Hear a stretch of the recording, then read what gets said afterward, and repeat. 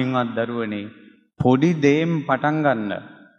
බුලත් කඩෙන් පටන් ගන්න කියලා කියන්නේ හැමදාම බුලත් විකුණන්න කියන එක නෙවෙයි. එතනින් තමයි තමන්ගේ අරමුණට යන කනෙක්ෂන් ටික හදාගන්න ඊට පස්සේ. ඒ නිසා බෑ කියලා මට හරියන්නේ නැහැ, මට ලොකු අයිඩියා එකක් තියෙන්නේ මේ පොඩි පොඩි දේවල් වලට අත ගහලා හරියන්නේ නැහැ කියලා නිකන් නිකම විදිහට ගෙවල් වල ඉන්න එපා. අනිත් එක තමයි දියුණු වන අයගේ දියුණු වීමේ ලක්ෂණ තියෙනවා.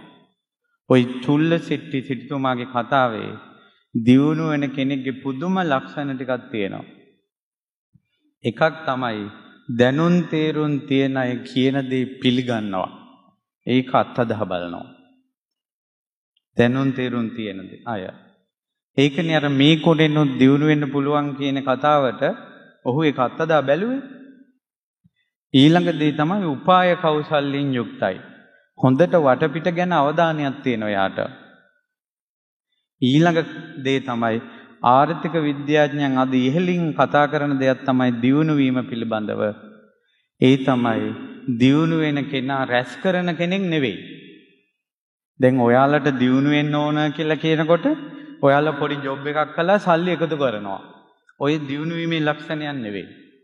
දියුණු වීමේ ලක්ෂණය තමයි ආයෝජනය කිරීම. අනිවාර්යෙන් දියුණු වෙන කෙනෙක් නම් ආයෝජනය කරන්න ඕන. සල්ලි එකතු කරන්න හොඳ නැහැ. දැන් මෙයා පළවෙනි ලැබුණ සොච්චම හකුරු වලට ආයෝජනය කළා. ඒ ලැබුණ මුදල ආයෝජනය කළා. එහෙම තමයි දියුණු වෙන කෙනා. දියුණු වෙන කෙනා පළමුවෙන්ම ලාභය බලන්නේ නැහැ. ලාභය බලන්නේ. පළවෙනි දවසේ බිස්නස් කරලා මට කොච්චර සුද්ධ ලාභය ලැබෙනවද කියලා එහෙම බලන්නේ නැහැ දියුණු වෙන කෙනා. දියුණු වෙන කෙනාගේ තියෙන උත්සාහය, වීරිය, කරන වැඩේ හරියට කරන එක. පස්සේ සල්ලි ගණන් කළ හැකි. ඊළඟට තමයි යාළුවෝ හදාගන්න එක. ඊළඟ එක තමයි මිත්‍රයෝ හදාගන්න එයා තුළ තිබ්බ ලොකුම හැකියාව තමයි දන් දීම. දදම් මිත්තානි ගන්තති. උපක්‍රමශීලී බව. ඊළඟ එක තමයි කෘතඥතාවය. තමන්ට උපකාර කරපු අය අමතක නොකිරීම. කෙලෙහි ගුණේ.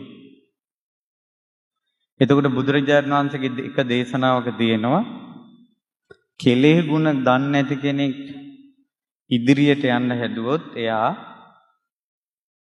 හරියට තමන්ගේ පහසුවට තියෙන පාවහන් යුගල අනිත් පැත්තට දාගත්තා වගේ කියනවා.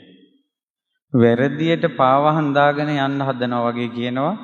තමන්ට උදව් කරපු අය අමතක කරලා යන ගමන අමාරුවේ වැටෙනවාමයි.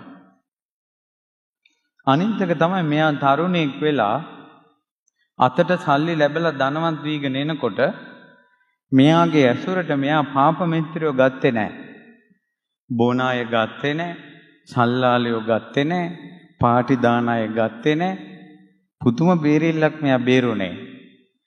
කසාද වලට කලබල වුන්නේ නැහැ. දැන් අද O level වලට කලින් A level වලට කලින් උපාධිය ගන්න කලින් ගෙයක් දොරක් හදා ගන්න කලින් රස්සාවක් ගන්න කලින් ඔකෝටම කලින් කලබල වෙනවා කෙල්ලෙක් යාළු කරගන්න. එහෙම නැත්නම් කොල්ලෙක් හොයාගන්න පුදුම කලබලයක්. හරියට මේ කොල්ලෝ කෙල්ලෝ මේ ලෝකෙන් වඳ වෙනවා වගේ එකක්. දරුවනේ ඔයාලා පිළිගත්තත් නැතත් දූලට විවාහ වෙන්න කර්මානුරූපව පිරිමියෙක් මේ ලෝකෙ පහළ වෙලා ඉන්නේ. පුතාලට බිරිඳක් විදිහට කර්මානුරූප කෙනෙක් පහළ වෙලා ඉන්නේ. ඔයාලා කොච්චර එක එක්කෙනත් එක්ක යාළු වෙලා හිටියට කතා බහ කළාට මැසේජ් කළාට කර්මානුරූප කෙනා ගානට සෙට් වෙනවා විවාහයට. ඒ කර්මානුරූපව Tamand උරුමකාරයා හෝ උරුමකාරිය මුණ ගැහෙන්නේ එක්කෝ සැප විඳින්න එක්කෝ දුක් විඳින්න.